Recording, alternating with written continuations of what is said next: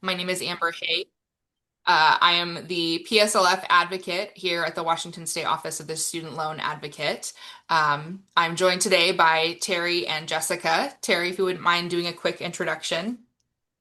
I am Terry Parker. I work in the Office of Financial Management, State Human Resources Division, and I serve as the Public Service Loan Forgiveness Policy and Performance Analyst. Jessica? Good afternoon, everyone. Thank you so much for being here with us today. My name is Jessica Manfredi, and I am the student loan advocate within the Washington Achievement Council. And I'll go ahead and pass it back to Amber. All right, so today we're going to be reviewing the Public Service Loan Forgiveness Program. What started out as kind of a simple idea of easing the student loan burden for those who dedicate 10 years of their lives to working in public service has expanded into a very complex program that we have today. So our goal is to demystify the program and really provide you today with a comprehensive overview of all of its elements to help you attain PSLF. And so we recognize folks are in different stages of their process in PSLF, so we're doing a broad, very comprehensive overview today. Just a quick few presentation reminders. This presentation is being recorded, will be posted onto our website, the Student Loan Advocate website, as well as the slides and transcript. And we will email out all of these materials to you, including the video, within a week. So do look out for that. Note that participants are on mute and we are not using the chat function. So make sure if you have questions, you put them in the Q&A function. Keep that Q&A function open, read questions as they go, and upvote questions that you also have if someone else posts a question. So that way we can try to prioritize those questions at the end of the presentation. We might have a smaller period of time today for questions, but we will get through as many as we can. And if you need or want live closed captions, you can enable that on your Zoom icons. Some general disclaimers before we move into the rest of the presentation. First, know that every effort has been made to ensure that this presentation is as accurate as possible, but we know that this information is subject to change and may likely change in the future. So please check the Department of Education's Federal Student Aid website for the most current up-to-date information on PSLF and related student loan topics. We know that there's a lot of uncertainty right now with a lot of changes happening at the federal level, and that's causing a lot of anxiety. Please know we're feeling that same stress, and unfortunately, we don't have all the answers. So there are outstanding questions that we're still waiting to learn more about, and we just don't know how long we'll need to wait. We're living in unprecedented times. So know that we continue to do what we can to advocate for Washington State borrowers. Terry, Jessica, and myself, thank you in advance for your understanding and patience throughout today's presentation. Our office, the Office of the Student Loan Advocate, cannot tell you what to do in your situation. We can only provide information and education to help you make informed decisions. So in addition to the overview, we're going to cover how to qualify and apply for the PSLF program, as well as how to track your progress. We will dive into some of the federal changes and how it's impacting folks pursuing PSLF. And we're also going to do a review of the PSLF buyback process. And finally, of course, we'll give you some resources and information about how to get some individual support that will help you in pursuing forgiveness. So what exactly is PSLF? Started in 2007, it was a bipartisan supported bill signed into law under President Bush. Because it was signed into law by Congress, it would take congressional action or a Supreme Court decision to dismantle the program. So in the program itself, the Public Service Loan Forgiveness Program is a federal program that forgives the remaining balance on your direct loans after you have made 120 qualifying monthly payments, which is approximately 10 years, under a qualifying repayment plan while working full-time for an eligible public service employer. And I do want to note that forgiveness under PSLF is not taxable federally, just for your information. And with that, I'm going to pass it over to Terry to start our deep dive.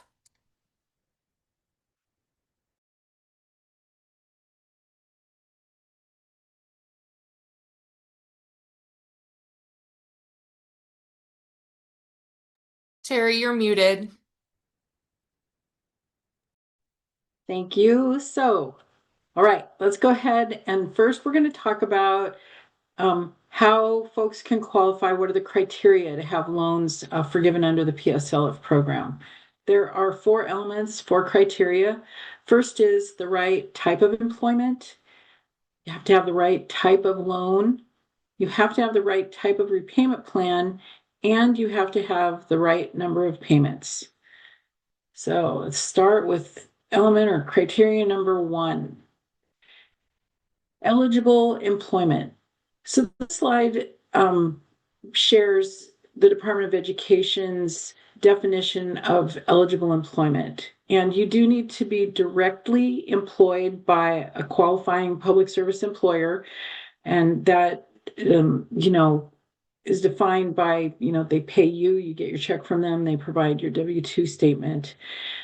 So just real quick, it is any level of government within the United States. So that includes federal, including the U.S. military, state, local, or tribal. Any nonprofit organization with 501c3 tax designation, other nonprofit organizations that provide qualifying public services, and those are very much on a case-by-case basis. So please be prepared to dig into that with your employer if you're working for a different kind of nonprofit employer. Full-time volunteer for AmeriCorps or the Peace Corps, and some contract work done for a qualifying employer may also be eligible. In short, state law has to prevent that employer from directly hiring folks to do that work, and eligibility is determined on a case-by-case basis by that employer. Next slide. Department of Education has also stated which organizations are not eligible. So these are for-profit organizations, and that includes working for a for-profit contracted organization. So again, remember that contract status is on a case-by-case basis. Work for a labor union does not qualify.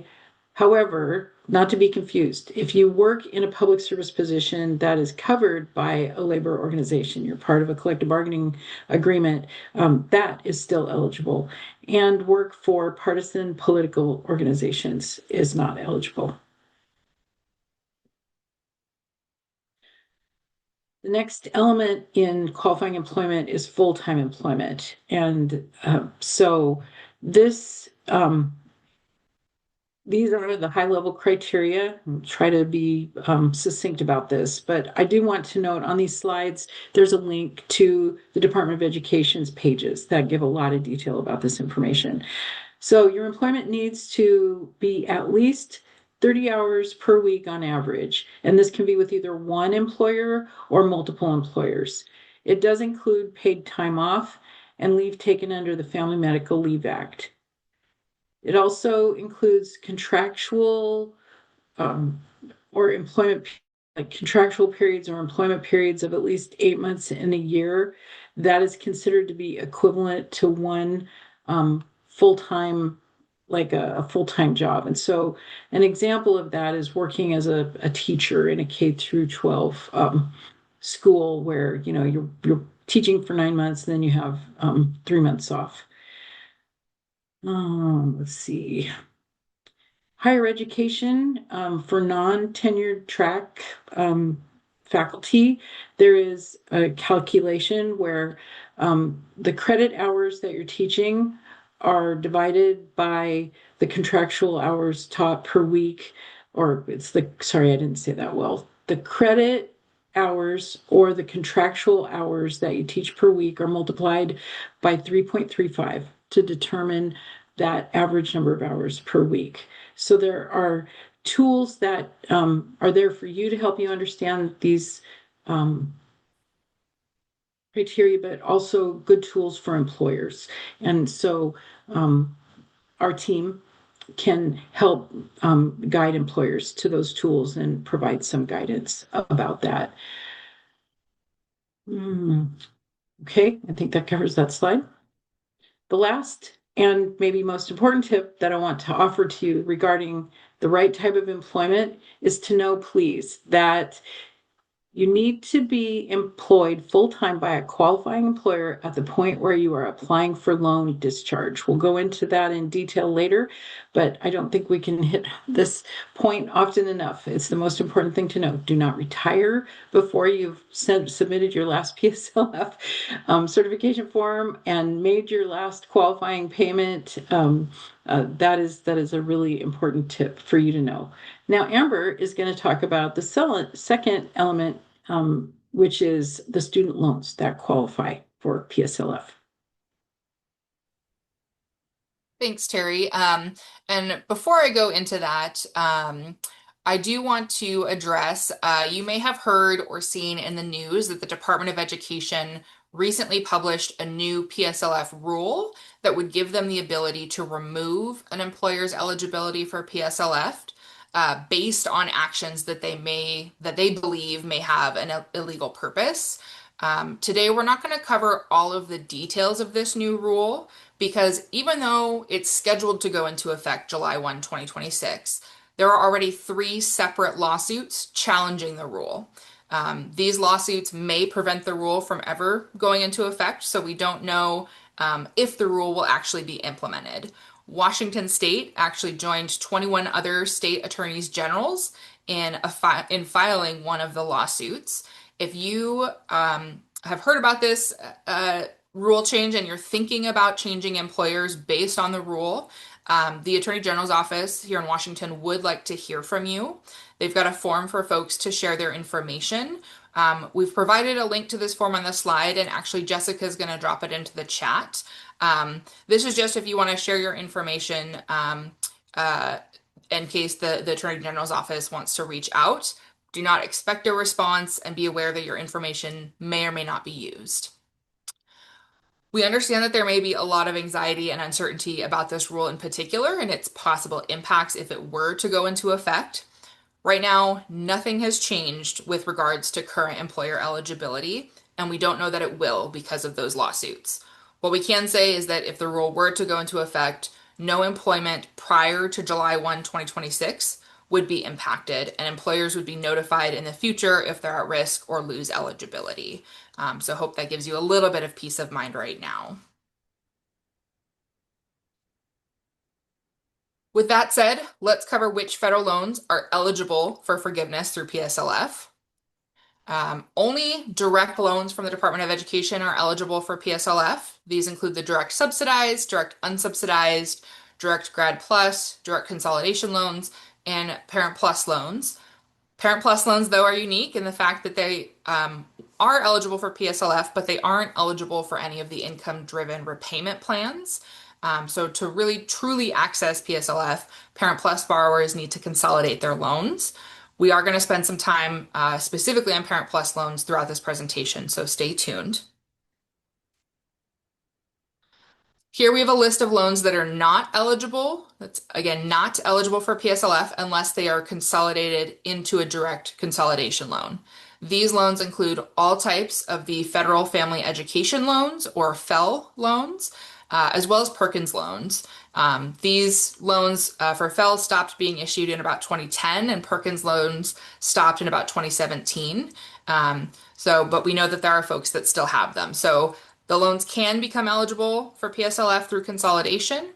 However, we want folks to know that if you consolidate a loan that already has qualifying payments towards PSLF with another loan, that new direct consolidation loan will receive a credit of a weighted average of the qualifying payments. So ultimately what that means is that it's critical to certify all employment for PSLF before doing a consolidation to ensure an accurate weighted average of counts is applied to that new loan. This weighted average rule applies to consolidations that are completed or were completed September 1, 2024 and onward. If you're not sure what type of loans you have, please verify that information using your federal student aid account at Studentaid.gov. This is where you'll find information about your loans, including your type of loan, your loan balance, and your student loan servicer. Here on this slide, we've got a screenshot that shows where the link is to log into your account. It'll ask for your Federal Student Aid ID or FSA ID, which is your username and password. If you don't have an account yet, or it's been a number of years, click on that Create an Account button. You can find a lot of the information that you need related to your student loans by exploring the elements on your dashboard. We encourage you to investigate and learn all you can about your loans. If you need to consolidate your loans, you can complete the consolidation application on your Studentaid.gov account, as well as other forms that you may need. Now, Jessica is going to go ahead and review repayment plans, including some of the recent changes that I'm sure you've heard of. Perfect. Thank you so much, Amber. And I just want to let folks know that while Amber and Terry were speaking, I have been working on answering some of the questions in the chat. Just so you know, a lot of the questions that are coming in are questions that we're going to address during the presentation. So if we haven't talked about it yet, likely we're going to talk about it. So just hang on tight. So now that we have talked about the right type of employment and the right type of loans that you have, the next thing that we want to make sure is that you're on the right type of repayment plan. But before we go over talking about repayment plans, I did want to take a pause to answer a question that was actually asked in the chat that a lot of you may have about the Saving on a Valuable Education, the SAVE plan, right? You may have heard on the news that SAVE is currently blocked from operating due to an ongoing court case that is challenging that plan.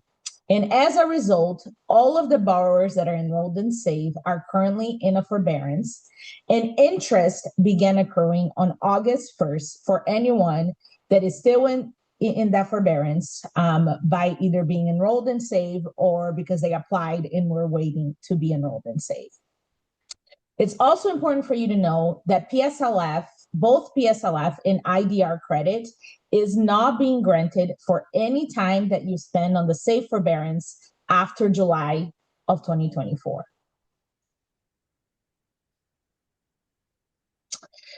So if you're still under that SAVE forbearance, again, this question was asked in the chat, you may be asking yourself, should I get out of SAVE and apply for another income-driven repayment plan, right? First, I want to mention that this is a personal decision and there is no universal right answer.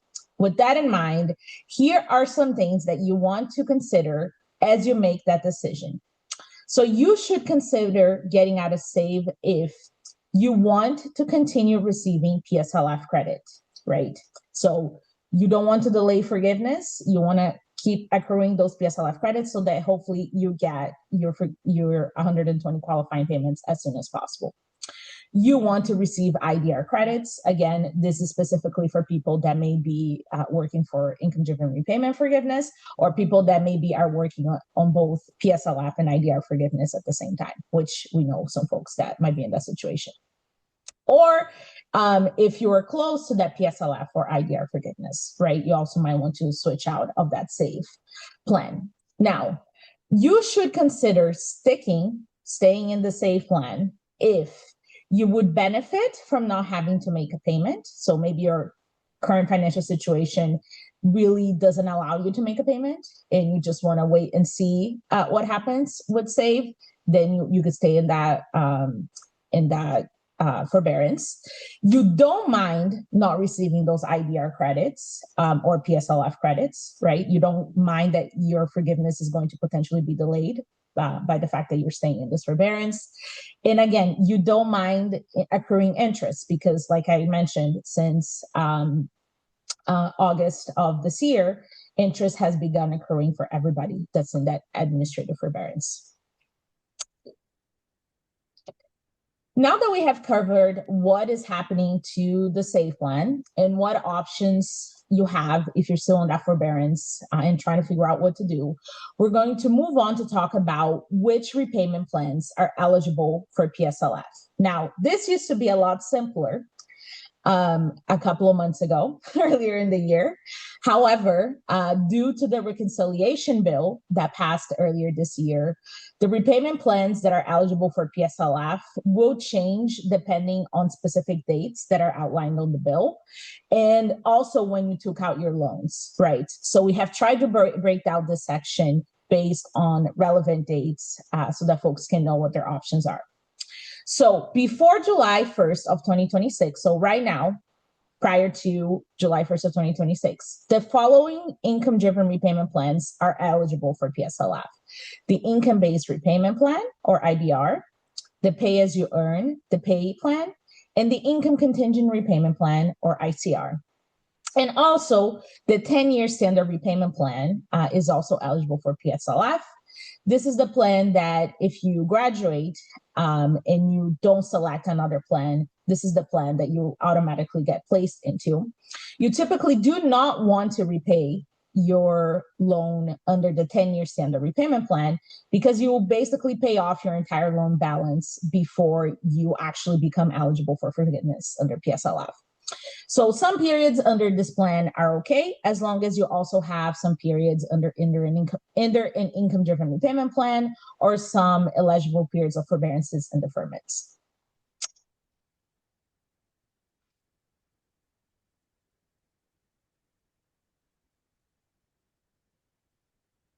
Now, starting July 1st of 2026, however, your options for income-driven repayment will change, right? Again, because of that bill.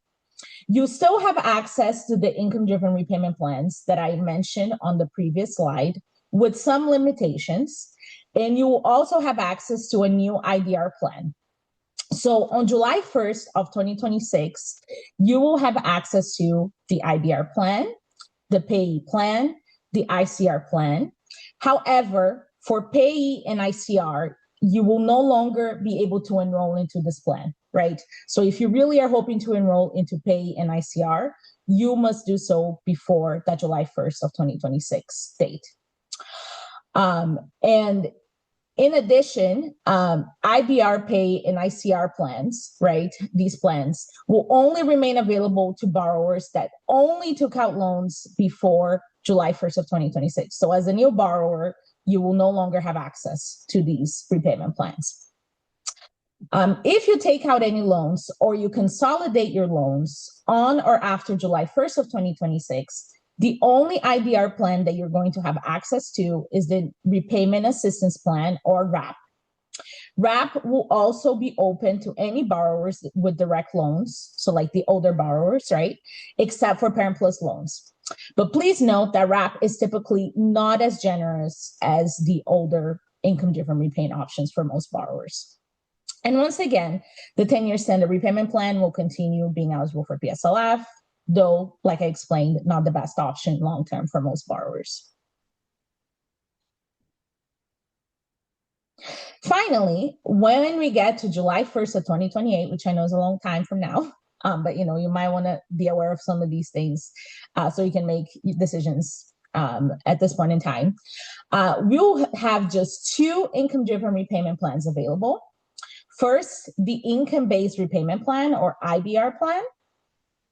However, this plan will once again have some limitations, as IBR will only remain available for borrowers who only took out loans prior to that July 1st of 2026 date. IBR will also no longer be available for new enrollments starting July 1st of 2028, right? So if you want to get into IBR, you want to make sure that you get into it before July 1st of 2028.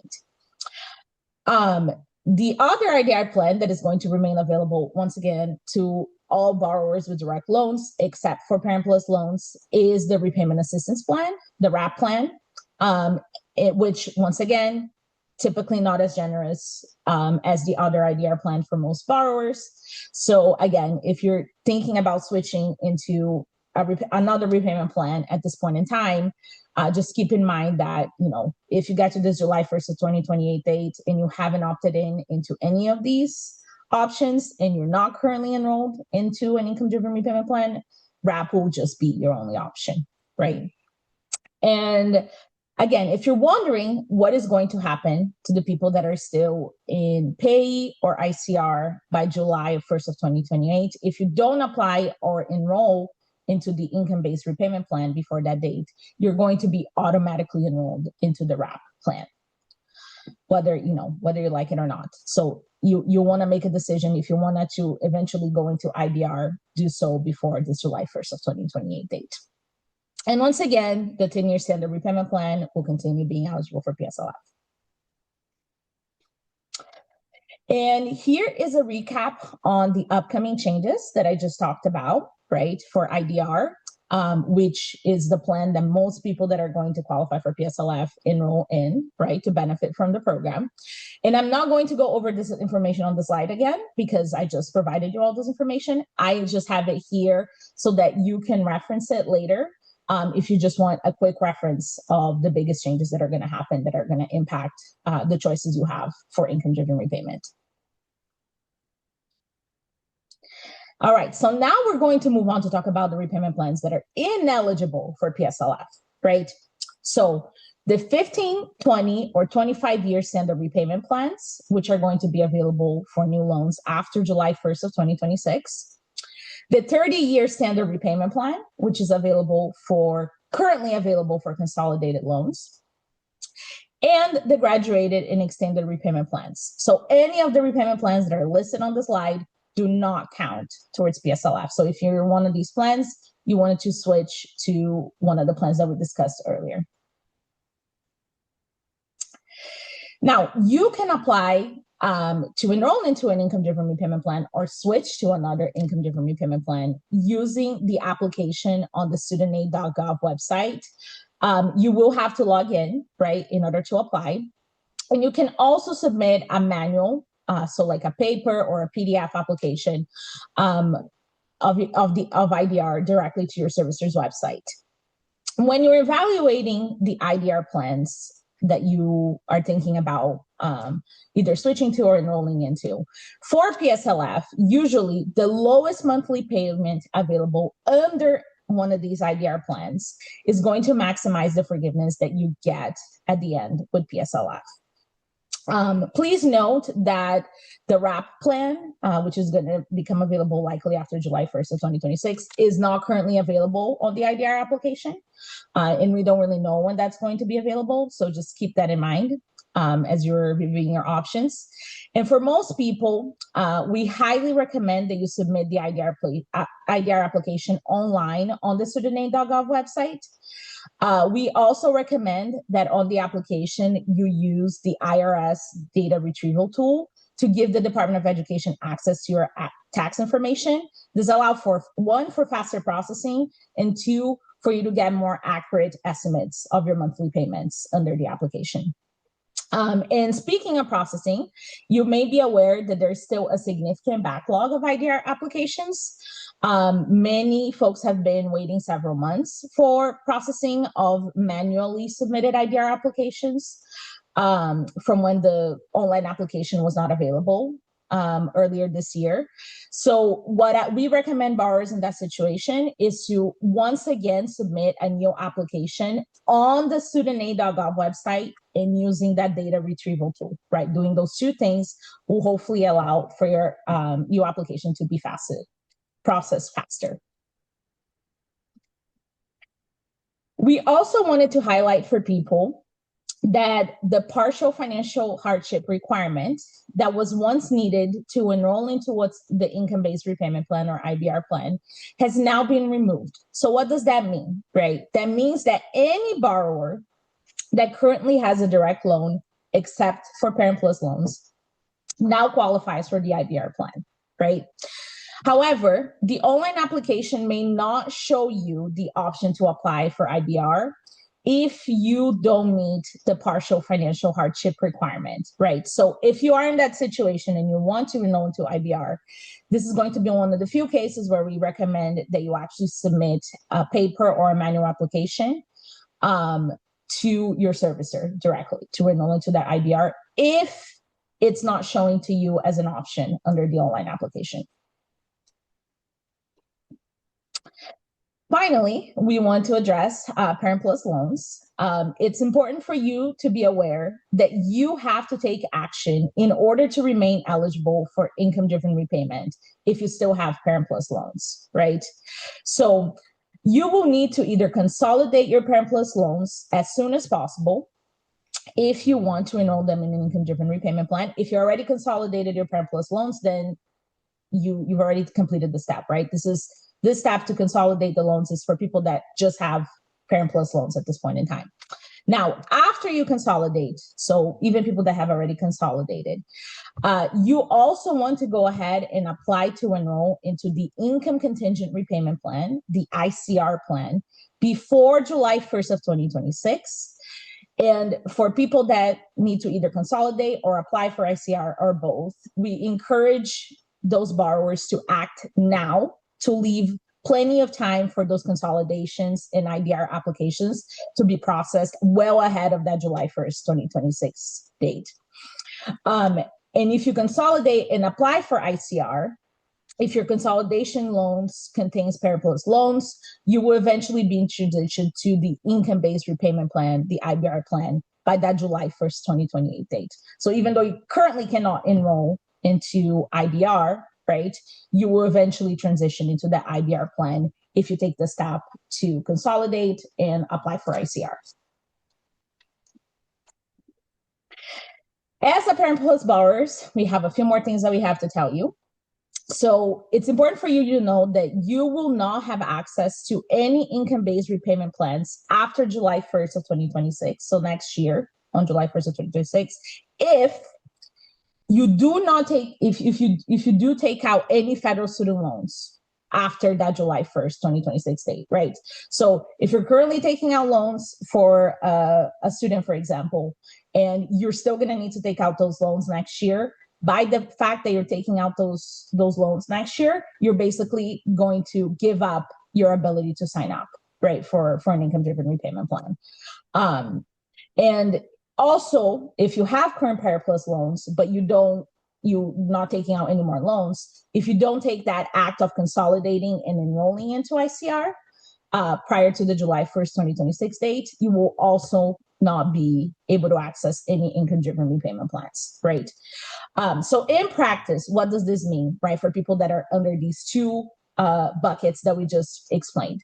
It means that borrowers that are in these situations are going to be unlikely to qualify for PSLF due to basically not being able to enroll into an income-driven repayment plan. And now I will pass it over to Terry. First, I want to do a quick recap. We've gone over 3 of our 4 elements to qualify for PSLF. So the first one, say them to yourself, the right kind of employment. Next is the right type of loan. Third is the right type of repayment plan, and Jessica has given us all our homework about how to go investigate that. So now we're going to cover the last part, which is making 120 qualifying payments on the loan. So these 120 payments represent about 10 years. They must have started after October 1, probably on or after October 1 of 2027. They have to be made while you are under a qualifying repayment plan, and you have to pay the full amount due as shown on your bill. This includes $0 payments for those who qualify for that under an income-driven repayment plan. Just making the note. If there's a 0 payment, then and Jessica, correct me if I'm wrong, but if the balance is 0, then there's nothing you need to be paying, but that's still a qualifying payment. The only time these 2 rules don't apply is if you're under one of the accepted types of deferments or forbearances at any time during that month. Payments also need to be made after October 1st, 2007, because that is when the PSLF program started. The payments do not need to be made consecutively or with the same student loan servicer or while you work at the same employer. All of those things could change. The qualifying criteria is that you have made 120 qualifying payments over a period of 10 years. Again, it could be spread out if you came in and out of qualifying employment status or something.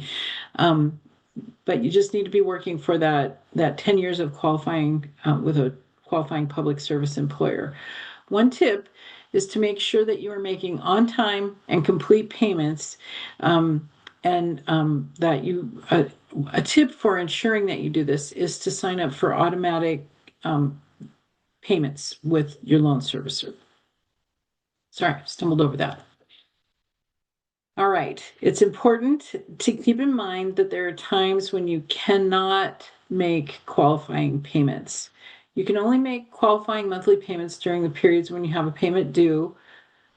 This means that you can't make a qualifying payment if you have in-school status, you are in your grace period, and again, in certain types of deferments or forbearances. Any payments made during those periods would not be considered as qualifying for PSLF. In some cases, you can decline in-school deferment for previous loans, but they're only under certain circumstances. If you return to school, for example, to get a master's degree, you can decline the in-school deferment for your undergraduate loans in order to continue making payments on those loans. However, you would not be able to decline your in-school deferment for the new loans that you receive for your graduate education. Here's a list of qualifying deferments and forbearances that do count towards PSLF. And again, they can count as qualifying payments if you are employed an average of 30 hours per week with a qualifying one or more qualifying employers during that period. Most of these are self-explanatory, like cancer treatment, economic hardship, deferment, or military service. Others are a little less known, like administrative forbearance due to a local or national emergency, or administrative forbearance for collecting supporting documentation from the borrower. This would be the servicers collecting documentation from you as the borrower, such as when you apply for an income-driven repayment plan. All of these types of deferments and forbearances count as qualifying payments, even though you're technically not making any payments during these periods. And just to iterate again, saved forbearance does not qualify for PSLF. Even if you were to make a voluntary payment during the saved forbearance, that month won't count for PSLF credit. All right, now let's talk about how to apply for PSLF credit and track your progress. This slide links to the PSLF help tool on the Studentaid.gov website. Key pieces of information you will need are your employer's federal identification number, or EIN, which is available on your W-2 statement, your dates of employment, and your employer's PSLF contact email address. If you have worked for, hold on a second. Oh, if your employment includes work with a Washington State agency or a public institution of higher education, you can use the PSLF directory, which is linked on this page in the second bullet, to find that information for your qualifying employer. Office of Insurance Commissioner has their EIN. And okay, I have a note there that I don't quite understand. Amber, can you clarify, does the Office of the Insurance Commissioner, is that a particular, I think we can skip that. Sorry for the blip, folks. All right. Not sure why we reference that. Just maybe it's an example. So when you're ready to apply for PSLF, you use the PSLF help tool from your Studentaid.gov account to generate and digitally sign your PSLF form. This form is then sent to your employer and using the DocuSign feature or program. And this allows both you as the borrower and your employer to digitally sign the form. The tool then submits the form back to federal student aid. As soon as you submit the electronic form for signature, please email your HR department to notify them that they should be receiving a DocuSign request. While that's not required, it's certainly helpful to the team that's going to be receiving the request.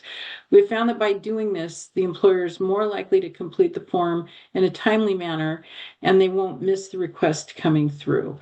So in general, we see that there's about a 30-day window for an employer to complete the form. But again, just helping your employer know that it's coming is a great option. A paper form is available. Talked a little bit about manual forms previously, but the Department of Education discourages use of that form unless it's absolutely necessary. Processing through the help tool prevents most common errors that people can make on the form. And another point to consider, if you're doing a manual form, you need to either fax it, mail it, which can not be as good protection for your confidential information. And if you do use the paper form, be sure that you upload it into your FSA account just so you know there's a record of it there.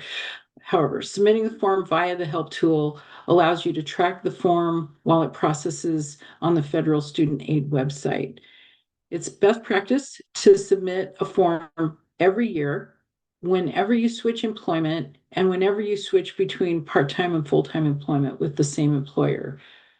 It does a few things. One, it just makes sure all the periods are covered. It is okay to submit the form even when you might not necessarily need to. It doesn't do anything with your credit. It just establishes that you've met all the criteria for that particular month. We strongly encourage that you do not wait to submit your form at the end of your 10-year period. There's a lot of pitfalls in that. You may have difficulty connecting with an employer. There might also be something else that isn't exactly correct to receive credit, like the type of loan you had or the type of repayment plan you have. So by submitting your form routinely, regularly, you can get a heads up about if there's any kind of blips under the radar. So this is the screenshot of using the employer search tool in Studentaid.gov. As you can see, it asks you for your employer's EIN or employer identification number. You have to have that. You also need to be able to note the employment period that you're going to be reporting for. Once you click the submit button, you're going to get a result. And so we'll move to the next slide to look at what those result options are. Hopefully you get a green eligible button. You can see this in the upper right-hand corner of the first shot that's taken there. And as long as that comes back as eligible, your form is going to be processed probably within, I don't know, 5 business days, a week or so. There might possible for delays, but probably not likely. However, there's also the possibility that you will get an ineligible result. In this case, we're showing what happened when someone tried to find the Washington Wine Commission. Their employer identification number was not included in the help tool at that point in time. So now let's talk about what do you do if that happens. So again, eligible results. Once you find your employer, you'll continue clicking. We'll go through that a little bit more about how to actually complete the form, but everything gets processed automatically. You have the ability to, your employer will have the ability to keep a copy of the form they complete once it's all completed, and a copy will be put into your Studentaid.gov account and then forwarded on to the loan processor the loan servicer for processing. When there is an ineligible, undetermined, or not found result, you're going to have to do some extra work in order to submit that form and get PSLF credit. So we also go out and do these presentations to employers. And so we're going to tell you what we've encouraged on both sides. You can use your W-2 statement as supporting documentation. You can also use state or local statutes that establish the employer as a government organization. You can provide documentation of your organization's federal employer ID number or EIN. And then the form has to be reviewed by financial student aid for eligibility, which does take a little while. Currently, there is no way for an employer to proactively enter or update their information in the employer search tool.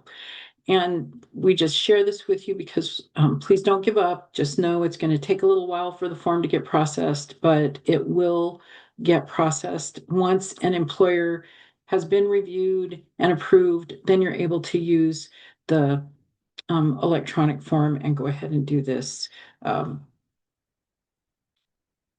using the DocuSign process and having it automatically processed. So I think that's just the most important thing. Please talk to your employer if you get one of those ineligible, undetermined or not found responses so that they can help you get the paperwork together that you're going to need. All right, now, next slide, moving on. Amber will talk more about the application process.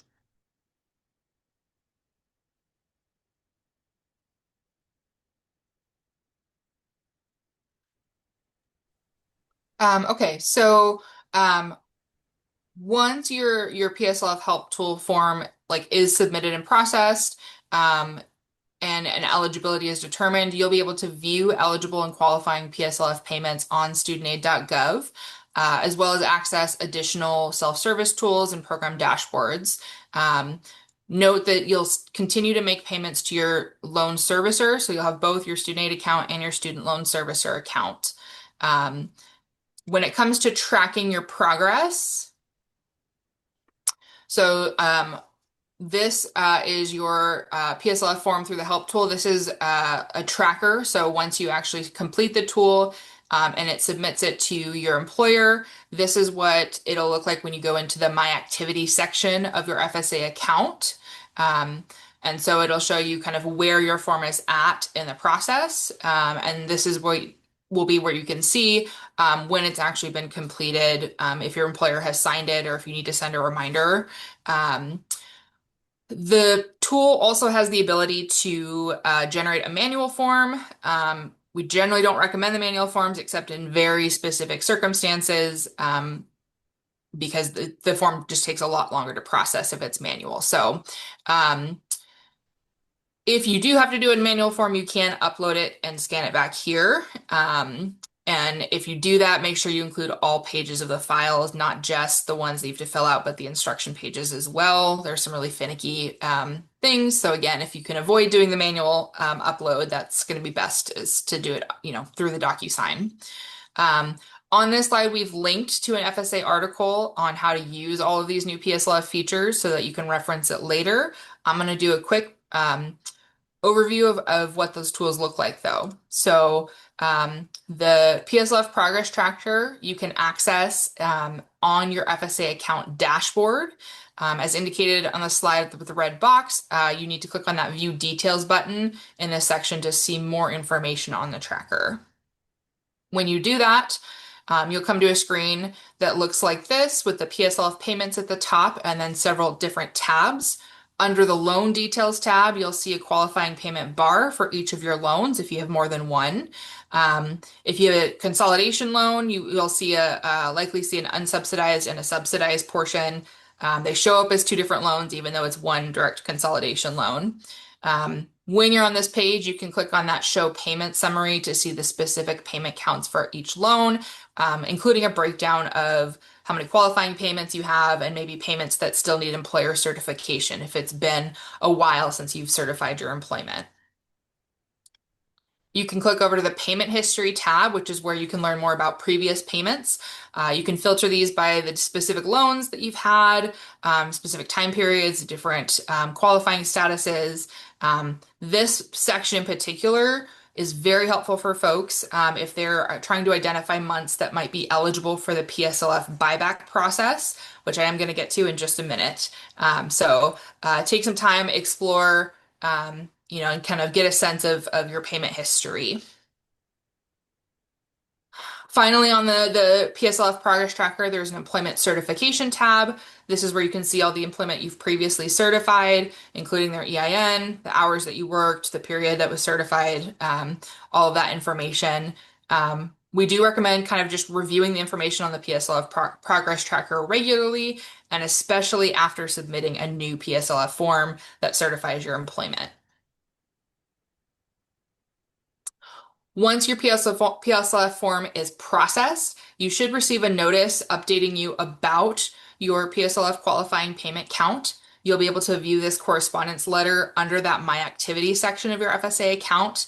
It's a little hidden, but you'd get an email that notifies you to check that area.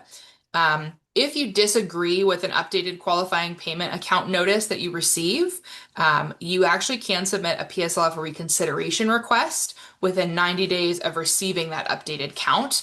And you would need to provide information and documentation to support your request. So, for instance, if maybe they said a month wasn't qualifying, but you know that you made a payment, you could submit documentation of that payment to say, hey, I did have a payment due and here it is.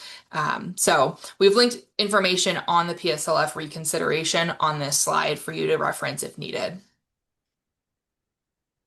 All right, PSLF buyback. I know I've seen a couple questions come in about the PSLF buyback program. Let's dive in. PSLF buyback allows borrowers to get credit for previously ineligible months that were in certain forbearance and deferment statuses. We've linked to FSA's website on this slide for you to review the specific list of which forbearances and deferments are eligible for buyback. So you'll want to check that webpage for the full list.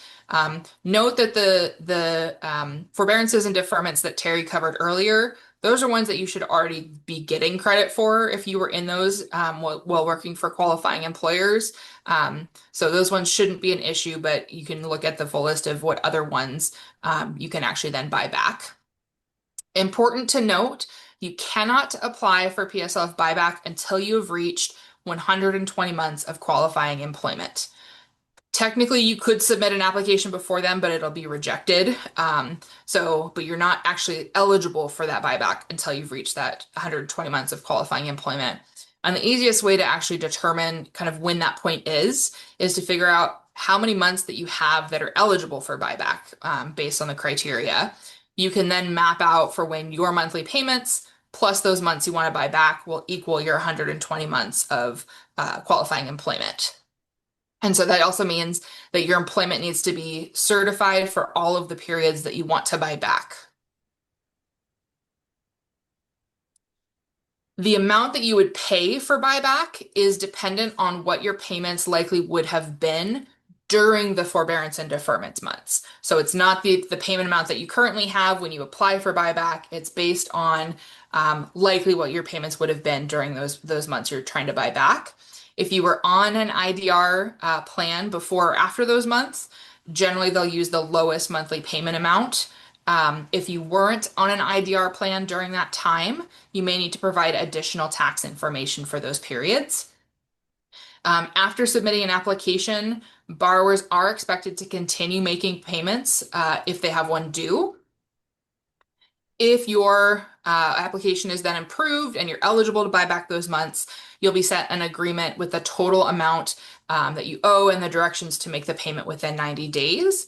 I do encourage folks to try and estimate their payments for those months in order to plan ahead for what amount might need to be paid during that time period.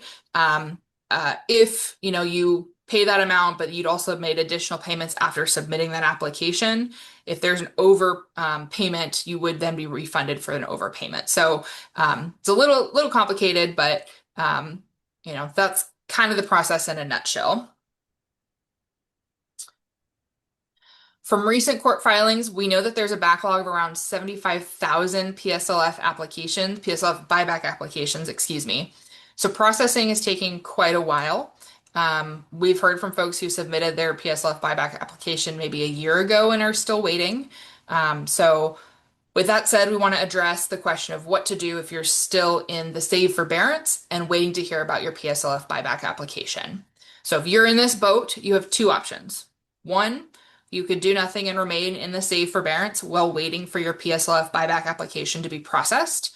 This could be good if you want a potentially lower payment amount based on your previous IDR eligibility for those months that you're buying back.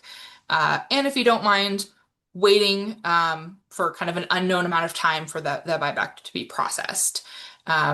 Your second option is to consider restarting payments by submitting an IDR application to get out of the save forbearance. This could be a really good option if you only need a small number of payments and might actually get forgiveness faster by just making those payments in those next few months rather than waiting that unknown amount of time. And this is also good if you don't mind the possibility of maybe having higher monthly payments for those months compared to maybe the payments that you would have for the earlier months if you were to buy them back. So, there's no right or wrong here. It's just, what is best for your situation and your circumstances.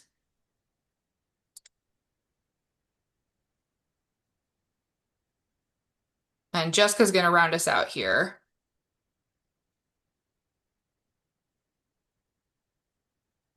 All right, folks. I know that we still have a little bit more to cover, but we're getting towards the end here. So now we're going to shift gears to talk about some important federal changes that are happening that are impacting PSLF. So the first one is the Department of Education has laid off, and unfortunately continues laying off, around half of its workforce over the last several months, which has led to longer wait times for borrower cases with the Federal Student Aid Ombudsman Office. We are concerned that these staffing cuts may lead to less servicer accountability and, as a result, delay processes that hurt borrowers. This is likely going to impact reconsideration requests and FSA feedback cases and complaint cases.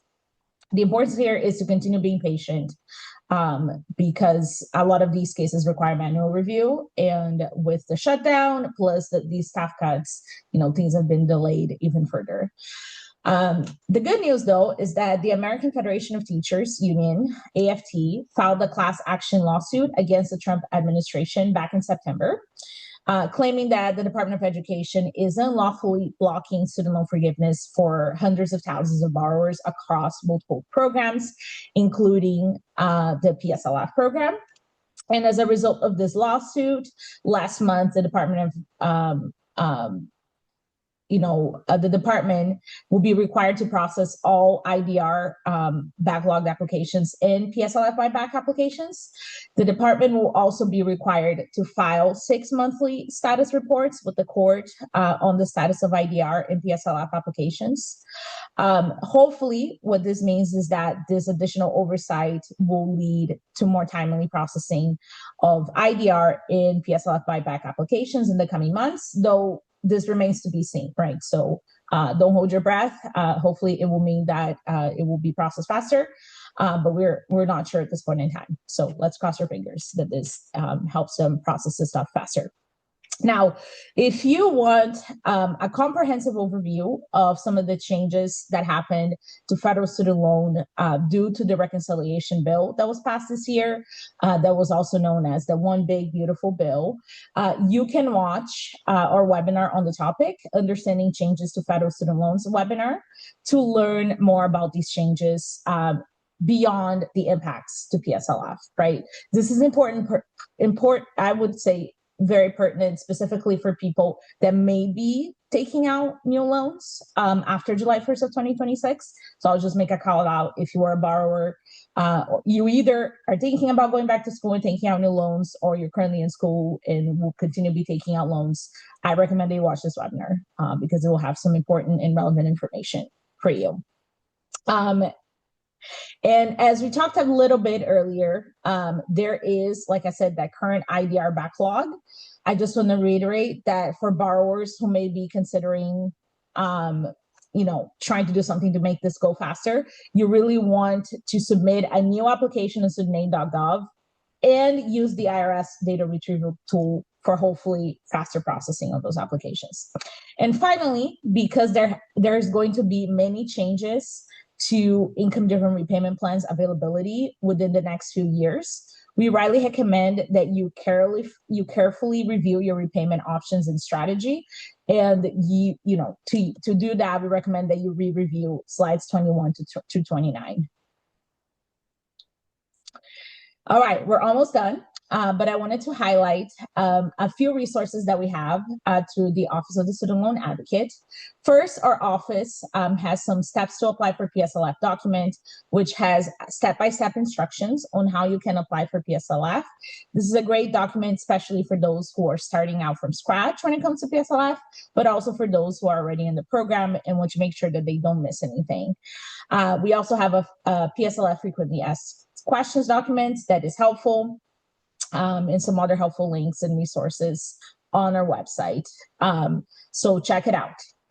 And finally, if you have a very specific question about your case or your situation, or maybe you would like to submit a complaint about your student loan servicer, please complete our complaint/questions form available at studentcomplaints.wa.gov. I'm going to have Amber share this link in the chat here. You want to make sure that when you complete this form that you select the student loan questions and complaints form, but please note that it's currently taking us 6 to 8 weeks to respond to borrowers to submit questions or complaints due to the demand, right, that we're getting. And then finally, we will share a link to the Student Loan Advocate PSLF webpage in the chat where you can access the resources that we're talking about here. All right, we're on this last slide. So thank you so much for the opportunity to present to you today. We're going to move on into the Q&A session in just a little bit here.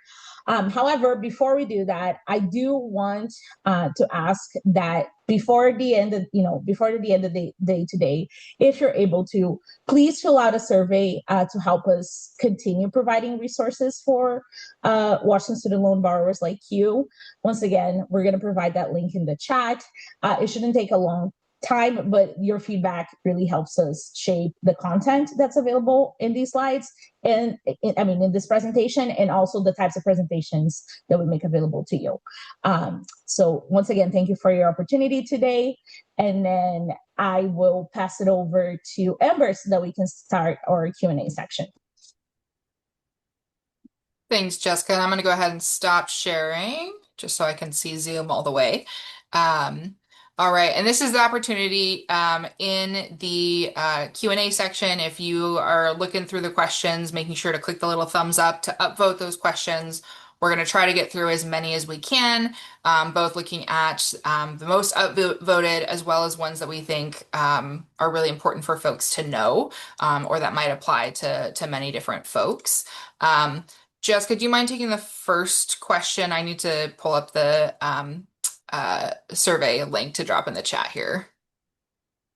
Of course. So can you briefly chat about the benefits of filing taxes married but separately? If my wife and I have significant different incomes and I have quite a bit of student loans, looking to weigh the pros and cons, the student loan calculator shows my monthly payment would be vastly lower.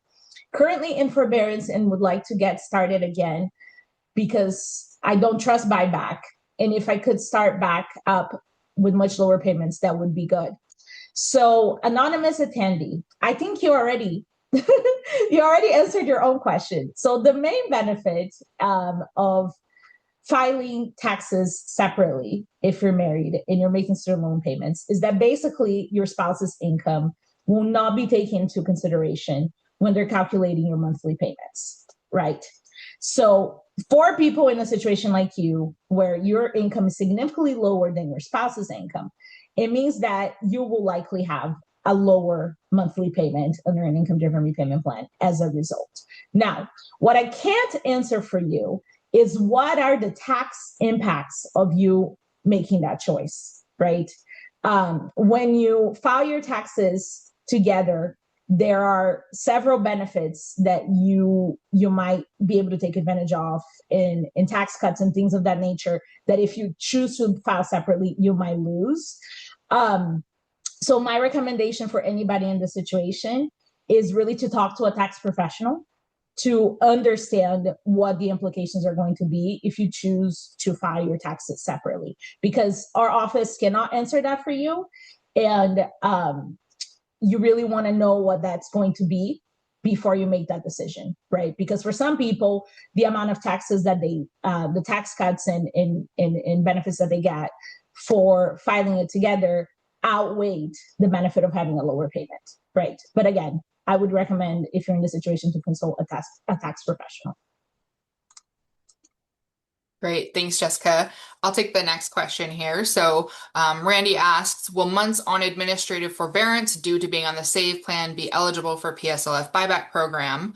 I've applied for an IDR multiple times and have not been switched off of SAVE. Made a complaint to FSA and they responded but didn't help. So I'll actually address kind of both parts of these. So one, if you've applied for IDR previously, and I'm thinking if your last application was prior to May of this year, it would be worth submitting a new application again and authorizing that IRS retrieval tool. That authorization of that tool is what's going to likely lead to faster processing. If you don't authorize that tool, you're likely going to get put in the line of manual processing, which is what that backlog is of the applications that need to be manually reviewed by the servicers due to the time period that the online application was down, essentially. Now, months that were in the SAVE forbearance, right? So there's a difference between like when you were on the SAVE plan and making payments, those months should already be counting towards PSLF as long as you're employment certified. The months that are on the SAVE forbearance, so going back to July of last year, so those months, they're not actively counting towards your PSLF payment count, as Terry mentioned earlier in the presentation, but they are eligible currently for PSLF buyback. That actually has been explicitly noted in court documents by the Department of Education that PSLF buyback, or that the SAVE forbearance time period is eligible for PSLF buyback. So we know that. But again, you can't apply for PSLF buyback until you reach that 120 months of qualifying employment. Hopefully that answers that question. All right. Irene asks, I received a message Mohila is no longer the servicer for PSLF. They're no longer tracking it. It is being tracked at Studentaid.gov. Are there any implications of this, or is it just the housing of that information? That's pretty much exactly right. So the PSLF tools in your Studentaid.gov, that's how you're tracking your progress towards PSLF, right? So all those tools that we reviewed earlier, you still make your payments to your servicer. If you were with Mohila, you're still likely with Mohila. They don't have anything to do directly with PSLF anymore. They just take your payment essentially and report that you've made that payment and that the payment would be eligible for PSLF. So, yeah, so it's not a big deal that Mohila is no longer the servicer. It's just you're managing everything essentially for PSLF through your Studentaid.gov account. And Jessica, yeah, if you want to take the next question. Perfect. Is there any chance that the federal courts will make a ruling that time spent in the mandatory forbearance of SAVE will count towards PSLF? Or if Congress changes, is it possible that Congress would pass a law later that would count forbearance towards PSLF? Yeah, here's what I'm going to tell you. It's possible, but my personal assessment is that both of these things are unlikely, right? So don't count on them. Make decisions based on the current situation and your current options, and assume that neither of these things are going to come to pass. We don't know, and there's no, unfortunately, crystal ball that we can look into to give us that information. So make your decision about staying in SAVE or the time spent in SAVE based on the current options. If for some reason in the future this comes to pass, we can all celebrate, but again, don't count on it, is basically what my recommendation to you.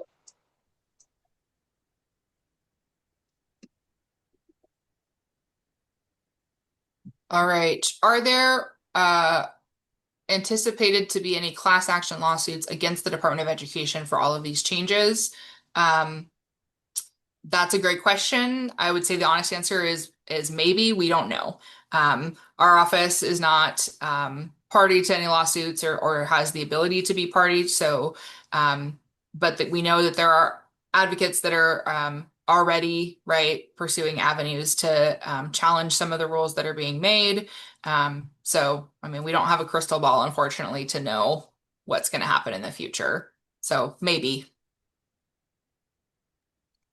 All right. And before we go to the next question, Terry, do you have any questions that may be good for us to answer that maybe are not getting as many upvotes? No, I only had two really, and you've already answered them. Okay, perfect. Thank you. All right, then I'm moving. And again, make sure that you're upvoting because that's how we're primarily gonna be answering these questions. Is in the order of upvotes. It sounds like buyback applications are taking over a year to process. Many people hear nothing during this time. If folks have less than 12 buyback eligible months, do you recommend they keep making payments past 120, then request a refund later? So that's why this question is a little tricky, right? Because you're not going to be making over 120 qualifying payments if you have not made 120 qualifying payments, right? I know that sounds a little confusing, but if right now your payment tracker says that you have 115 qualifying payments and you need 5 additional payments, right? And you make those 5 additional payments, that's at the point that you're going to have 120 qualifying payments, right? You can request a refund because technically no extra payments were made for you to actually be able to get that forgiveness.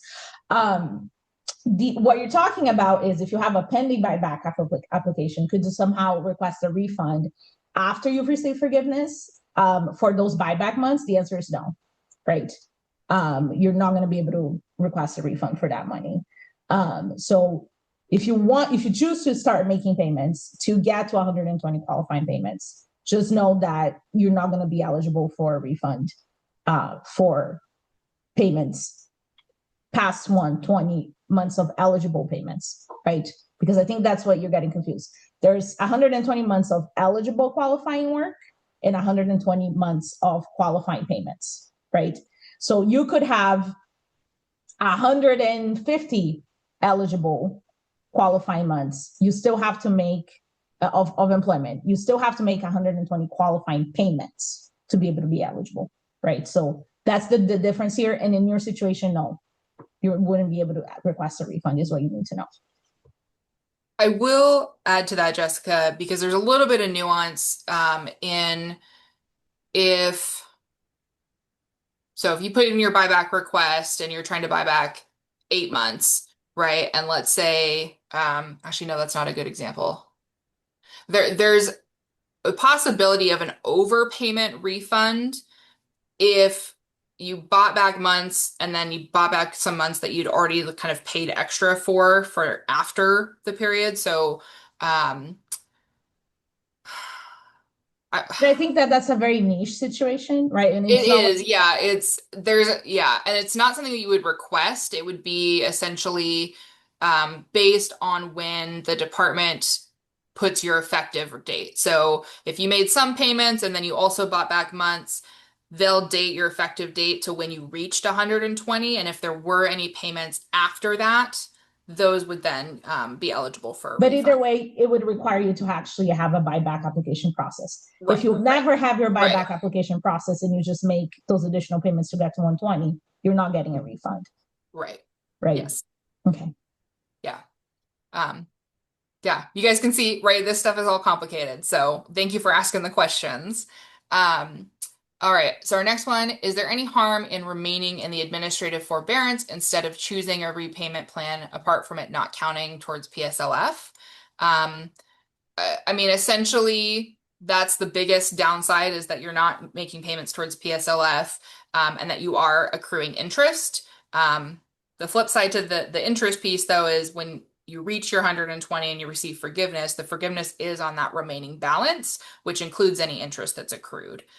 So, you know, I don't know that that's necessarily a harm. It's kind of a wash. I guess the risk would be is if you didn't do PSLF and decided to repay the entire loan, you'd have an increased balance. But yeah, it's just that you're not making payments, so you're extending your time to forgiveness.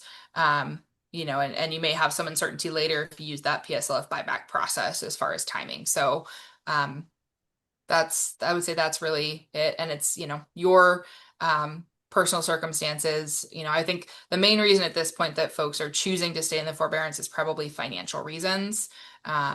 is just not being able to make a payment right now. So, but yeah, it's up to you. I will add, right, that I think another downside that people are not considering is that maybe your income now is lower than it would have been later, right? So by switching now, you might actually have a lower payment than maybe like next year for 12 months, because that's the good thing about IDR, right? Like once you certify, your payments stay the same for 12 months, right? So by delaying it, if for some reason you get a bump in your income, you might actually have higher payments down the road. So that's another thing to consider. And also the what I call the opportunity cost of employment, right? Right now you're employed in the public sector and you have the ability to make qualifying payments. If for some reason your employment changes 6 months down the road, right, then you might have missed the opportunity, right, to get these months to count. Um, you can use the buyback, but buyback has its own downsides. I would say if you are able financially to get into any of the income-driven repayment plans, that's what I recommend people do, right? If you're just on a wait and see because you want to, that's not typically something that I would recommend. If you have the financial ability to make payments under an IDR and you're employed in the public sector, making that switch is really going to put you in the best position. Yeah. And actually, that's a good point. So one of the things that I'll also add for context is we don't know when the SAVE forbearance will end, right? That's actually dependent on the lawsuit that's, challenging the SAVE program. And so it's entirely possible that it could end somewhat abruptly, and you may not have control at that point over when you enter repayment. So that's something we know for sure, that the SAVE forbearance at the latest will go away at that July 1, 2028 time, but it's more so dependent on the lawsuit from the time before that. So that's a kind of another element to consider.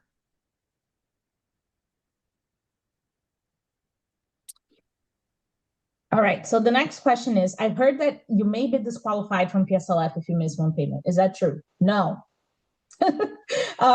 If you miss a payment, it might just mean, and you're working still in the public sector, right?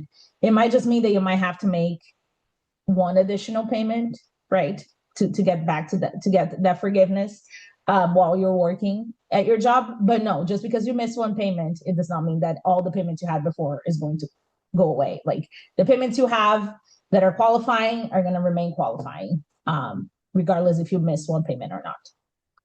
I will say though that if you don't make a payment, you become delinquent and need to make that payment still, right? So like if Unless you miss a they payment could and go then into stop paying on forbearance. your loans, right, that's going to become a problem. But like if you miss a payment, or maybe more accurately, you miss making a payment on the due date and make it later, right, to make up for it, right? Like you still have to make that payment. Um, so like that's kind of an element as well. Unless you switch into a forbearance, then you might not have to make that payment. True, true. Yeah. If you're in the situation where you're missing a payment, please, please, please contact your servicer to see if you're able to get into a forbearance if you're not able to then make that payment. All right. I'm not 100% sure the context of this question. It says, why were those of us on Save Plan not grandfathered in? Are there lawsuits challenging this? I don't understand the context of the question, unfortunately. I Jessica, think do what they you? mean is like, why are they not getting credit? Right? Oh, Like, why are they not oh, getting because credit the for Department of PSL? Education decided that that's the reason, that they just decided. Yes. That's the answer. Okay. Do borrowers have to wait until they've completed all 120 months of repayment to apply for PSLF? I'm asking because it's taking months to process the form. Also, forgiveness isn't approved until after the 120 months have been paid off. Should the borrower keep paying until approval is obtained? And does the borrower have to submit a form to get a refund? If yes, how long is that taking? Okay, so there's a few different parts to all of this. So we recommend certifying your employment yearly if you're with the same employer, or any time that you change jobs or start jobs, right, to make sure that you're continuing to make progress and tracking that progress. If you're at that point where you've made your 120 payments and you're applying then to actually get forgiveness, not just certify your employment, um, uh, that can take a few months for it to process. Sorry, I'm just reading the next part of the question. At the point that you make 120 payments and you submit your form for forgiveness, if you are confident that you've hit your 120 months and it's just a matter of them processing the form, you can request for your servicer to place you into a forbearance. That forbearance time is not going to count towards PSLF and does have interest accrual, but you're able to then, not make any further payments at that point that you've reached 120. The only risk is if for some reason there's an issue and they don't count a month or something, and then you maybe have to make another payment. But and then as far as a refund process, if for some reason you have an overpayment, so maybe you paid some months and then certified your employment and you actually had over 120, there's nothing that you do to initiate that. It's essentially your effective date is on the paperwork. That goes to the servicer. The servicer, right, forgives the loans. They then communicate with the department that there was an overpayment balance, and then there's a process that then goes through Treasury. So it's complicated, and if you do have an overpayment or you expect an overpayment refund, that could take 6 months or more for it to actually get to you if that were to happen. So it's a long process, and there's not really anything that you can do to further it along. It's just things that are happening in the background behind the scenes.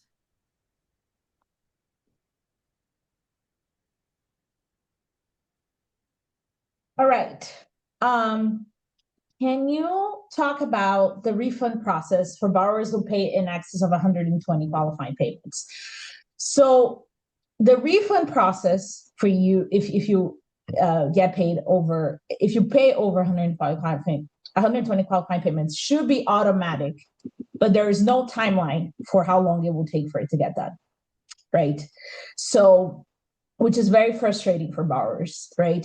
So if you're sure that you've made 120 qualifying payments and it has been over 6 months since you received forgiveness and you have not received the refund, my recommendation to you is to reach out to our office by submitting that complaint form that we talked about earlier. It's in the chat if you're wondering. I would say you have to wait a minimum of 6 months, because for most people, it will automatically come, a check will automatically come to them from the Treasury office automatically, right? It just takes some time for it to be processed. If it's been over 6 months, then reach out to our office and then we can try to figure out what's happening and if anything can be done for you to get that refund.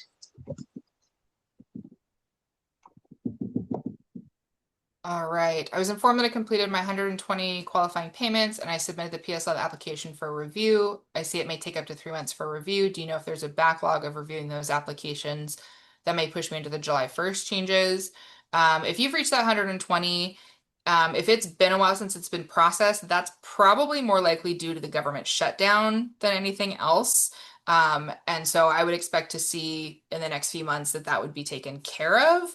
I don't anticipate if you've reached that 120, they kind of do those things monthly. They run the review of those that have hit 120. And so I don't see any circumstance really that would push that out into July or, to when those repayment plan changes happen. I would say if you haven't heard back within that 3 month, please reach out to us.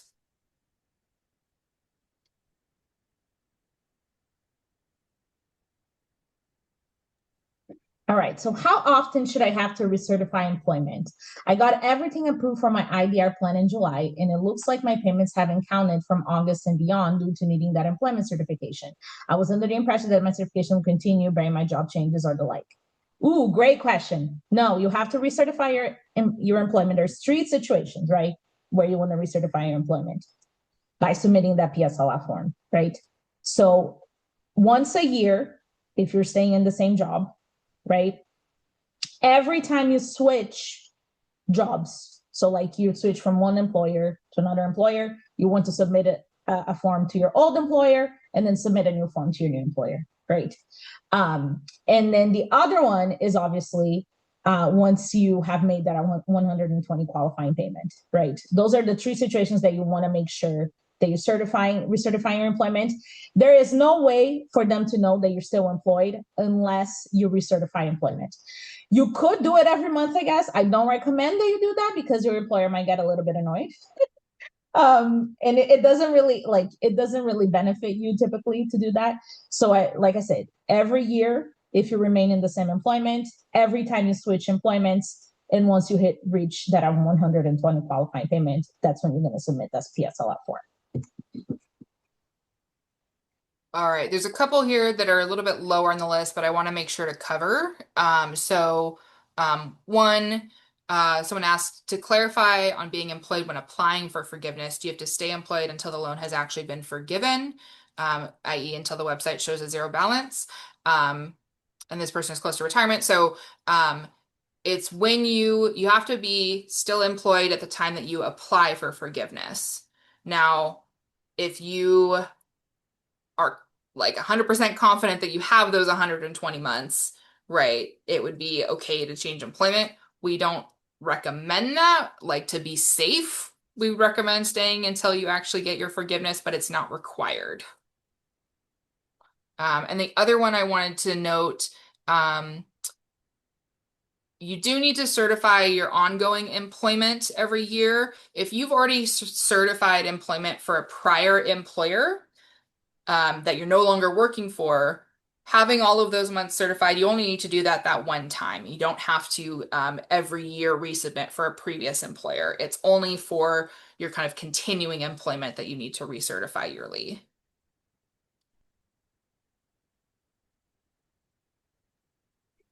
Perfect. So what is the difference in how payment amounts are calculated between IBR pay and ICR? The answer to that question is very complicated. And honestly, I cannot answer that in today because we have a limited amount of time. My recommendation is use the Studentaid.gov application and use the IRS retrieval tool, and you will be given the most accurate payment amounts, right? What you need to know is that when you're selecting one of these for PSLF, you want to select the one that has the lowest payment. And hopefully the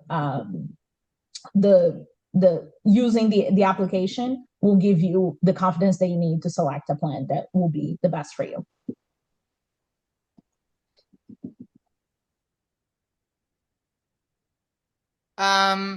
For the question, I got switched from IDR to forbearance this year under this administration. Is IDR still happening? Is PSLF really still happening?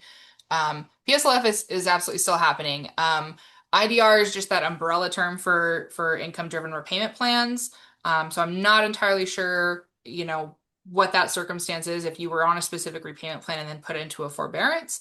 Usually there's something that initiates that forbearance. So for instance, if you submitted a new IDR application, you might be put into a forbearance while they process that IDR application. But those applications are still being processed. Again, there's some delays, and if it's been a while since you've submitted that form, you can resubmit it, authorizing that IRS retrieval. But yes, those things are still happening now.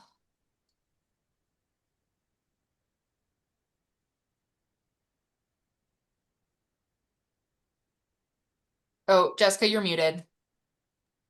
Thanks, Amber. So is there a possible good outcome for us in the same admin forbearance, or will we have to be on a new plan no matter the outcome? You will have to be in a new plan, right? When that's going to happen is a little bit uncertain, but yes, you will have to switch into another payment plan. You're not going to be able to stay on that forbearance indefinitely. So hopefully that answers your question. As far as the good outcome, I think we already answered. We don't know.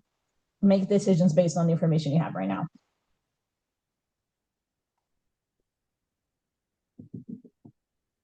All right. So I know we are coming up on that 1:30 time, which is our scheduled time. I do want to say if you have questions that are kind of specific to your circumstances, we do recommend submitting a form to our office, our questions and complaints form. We have that linked in the second to last slide on this presentation. It'll also be in the email that goes out. So you can include or you can access that form when you get that email to submit your question. So I just want to make sure that folks are aware of that.